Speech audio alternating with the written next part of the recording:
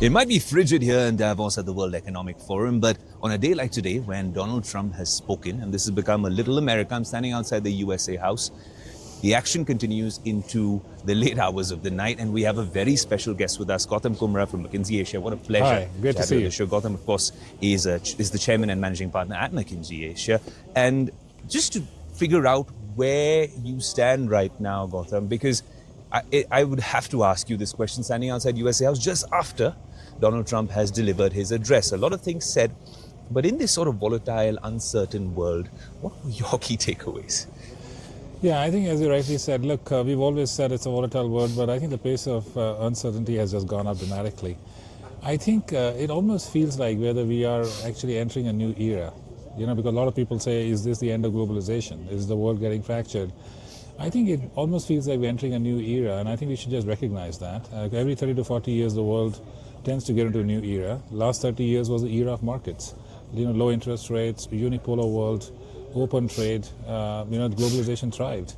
We are now in an era where it's certainly not unipolar, it's multipolar. Interest rates and inflation has been sticky and high, certainly bipolar.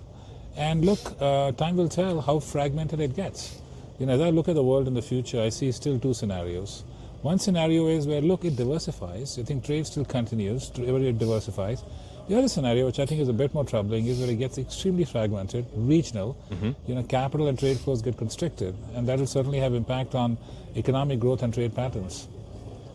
No, that's fascinating and very impressive insights. But what I also want to understand from you, Gautam, is when you walk down this promenade, and we just met, you see AI everywhere. Literally, I can see it right behind you. Absolutely. It's in the branding, it's in the marketing, but most importantly, when you look at some of these announcements being made here, AI from a couple of years ago, and especially from where you're sitting in Asia, was more of a buzzword. Yeah, it was more lip service. But certainly. This time, it feels like the proof is in the pudding, and there's a lot more in terms of AI deployment, and conversations are far more nuanced and advanced now, isn't it?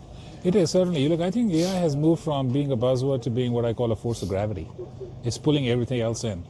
And here's the other reality. Look, there's no doubt the pace of technological change is just phenomenal. Cost of intelligence is falling 10 times every 12 months.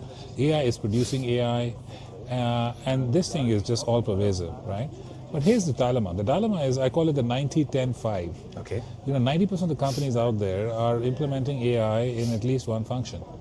Only 10% of them, however, can claim to be using enterprise at scale, using AI at scale. And strangely, less than 5% of them can claim to have any real EBIT impact. So there's a real drop-off from, call it experimentation and pilot purgatory, to really seeing enterprise-wide results. And I think that is the holy grail. I think the game is shifted now squarely to how do I get return on investment in AI. Spot on. And the challenge is no longer about tech. The tech is there. It's a human challenge. It's a challenge of reimagining how work gets done. It's a challenge of adopting AI at scale. It's fundamentally an imagination change management challenge now. But I'm optimistic about what comes next. They're calling it a capability overhang, all the AI guys, in terms of AI being used, but not to its full potential. So Certainly. Maybe the experts say you need to use it to its full potential. The prompts need to be better. Yeah. The awareness and education needs to be better. But do you think that would work towards the profitability and the return on investment that everyone involved in the AI bubble is asking about? I think so. That's the hope. Look, the beauty of AI is it's the one of the most powerful, or what I would call general purpose productivity technology we've had. And look, the world needs it. If you step back, the world is going through a massive demographic challenge, right? The amount of people who are in the working age are going down. If the world has to continue to grow, and we know we need growth to lift everybody, we need productivity. Productivity is the single biggest driver of wealth in the world. AI can help us drive productivity. So I start with a fundamental belief that that's where this goes. I think it is absolutely now in our hands as humans, as organizations, as business leaders, to try and deploy it and make use of it. When we talk about India, very often India is known to be the back office of some of these revolutions, say the IT revolution. Now in AI, today we had one of the world leaders actually say that we are from the second rung or the second bucket when it comes to AI. The IT minister was present there and he had to defend that statement. But I want to pick your brain on whether you think India should remain a neutral tech hub in this larger scheme of things with AI, or should we be able to really take the steering wheel and drive this revolution forward? So it depends on what you mean by driving the steering wheel. The reality is that AI, as we all know, I think there are multiple layers to it. I think there's the infrastructure layers, the cloud layers, the energy layer, and so on. And then you have the application layer. I think to me, countries like India, look, we are still an emerging economy. I think it is not, for me, I think the real value creation will happen through innovation in the application layer. By being focused on domains that are unique to India, solving real problems in India. Yeah. How do you, for example, drive agricultural productivity? How do you look at crop patterns and see what fertilizers to use? How do you look at weather patterns and help farmers figure out what to farm, how to farm, and how to make the most of their output? Real life issues. I think, to me, AI in India will generate a ton of value if we continue to innovate on the application layer and frankly remain a bit of an open architecture. The reality is we don't know in which way all the world will go, and I think India has done generally a terrific job in being able to tap into both the West and the East, and I think we should maintain that. AI and tech aside, you've been a Davos regular. This time around, what's different? What are your main takeaways from this particular conference? Look, what's different is I think geopolitical issues which were seen as a bit of a shock are now a new operating reality. I think tariff uncertainty has shifted now into what I would call military and security uncertainty. I think that's a big change, and I think that is certainly creating some anxiety, right? Not some, depending on who you are, a lot of anxiety or some anxiety amidst hope. Yeah. So that I think is a change.